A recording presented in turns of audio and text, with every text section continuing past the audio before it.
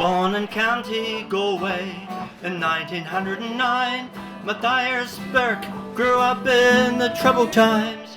He witnessed the atrocities of the Black and Tans, the torture and the killings at their bloody hands. You'll very quickly discover that it's a readable book.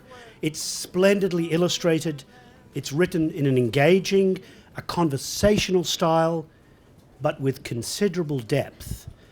At one level, it's the story of Matt Burke and his fellow Irish immigrants, settlers, we might call them, and their very unsettling experiences during World War II with New Zealand's military and political establishment. At another level, it reveals a subtle game of diplomatic chess being played behind the scenes, a fascinating and hitherto unknown episode where the histories of Ireland and New Zealand collide. It's a pleasure to be here. I have to tell you, it's much more than a pleasure. I can't really express, well, first of all, I'm a man, so I can't really express the feelings that I have here today. Just knowing that I'm actually standing in the same room as where my uncle used to drink. It's really an emotional thing for me. Or to walk up there to, Murphy Street, and to know that he did the same journey. Dad, along with 10 men, left Oranmore Station in the late 1930s. One of those men was Mick Sheridan, some of his whānau are here now. Dad and Mick travelled out to New Zealand to Wellington in the late 1930s. Dad always thought Wellington was his home until he met my mother and married her in the 1950s and moved to Hawke's Bay to Hastings.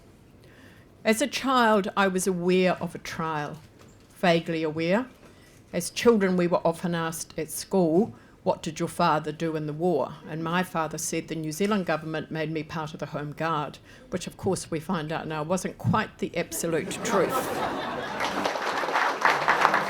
The Son of Eire was not afraid of work, and his love for his homeland he would never shirk. But when he sailed to New Zealand to seek a peaceful life, little did he know he was heading for some strife. We haven't had an author before who comes in as a multiple of himself, you know?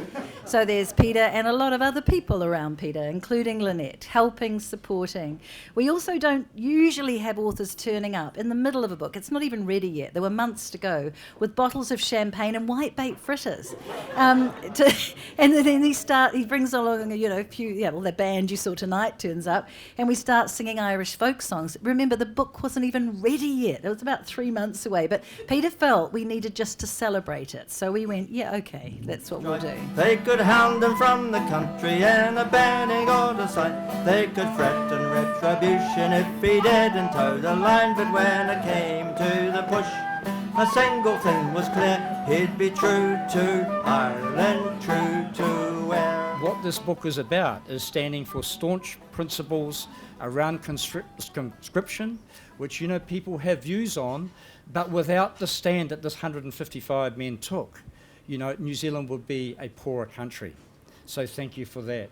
But in acknowledging Mary Burke, and I guess her heritage back to Denniston, I have to say that I'm sure she grew up with a strong background of activism, and as Matt was going forward to do all these things, she was right in there behind him.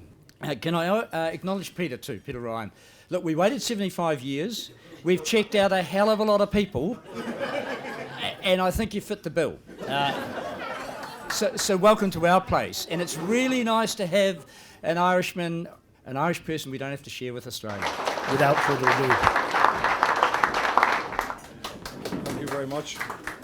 Kia ora, tēnā koutou, tēnā koutou, tēnā koutou katoa.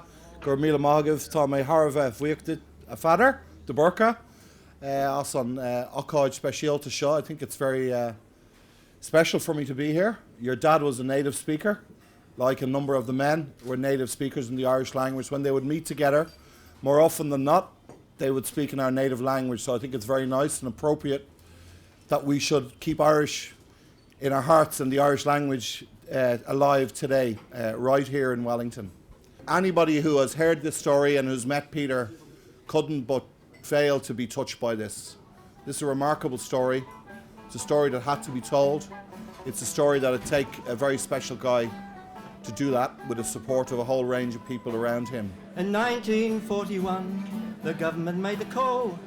It said the king and country needed them all to gather up their guns and march forth to the fray to keep Adolf Hitler and the fascist hordes at bay. It's nice to be along here, I guess, firstly as someone of Irish heritage, secondly as a Labour politician, and thirdly, I guess, as a Minister of the Crown of a country that is so much the better for the Irish people that came to this place, that committed their lives and their future, and this is New Zealand. Kia ora. I just want to say that on behalf of the sons, the daughters, the next generation who are here, and the other generations behind and yet to come, thank you, Peter, for persevering with this, and to Lynette, to Geraldine, and to Father Eamon. I know that there were lots of other people who helped, but these were the people who kept persevering and persevering and persevering. This is a story that had to be told, and we thank you. No mai. I published a new book today, and there's only one single copy available. I'm sorry about that, Minister. I'm very sorry. But it's called Irish True, and it's for Peter. And if he stands over here and looks very carefully as before I present it to him, Peter, this book is published personally for you, and you're to bring it with you the next time you're researching. And when things get tough, you just open it up, and right inside there, you'll find a little taste of Ireland. Thank you.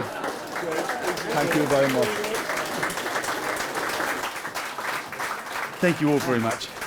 I think tonight, there's no point in singling out anyone, but everyone here tonight is a distinguished guest, a friend, some dating back to my school days 60 years ago, and some to recent. And all of you have all contributed in some way to helping me get over some of the hurdles. And the last year particularly was a pretty hairy time for me personally. And a lot of you were very kind to me and answered my calls and talked me through being stupid. And thank you for all the material you've supplied. I can't mention every one of you, but it's a journey over.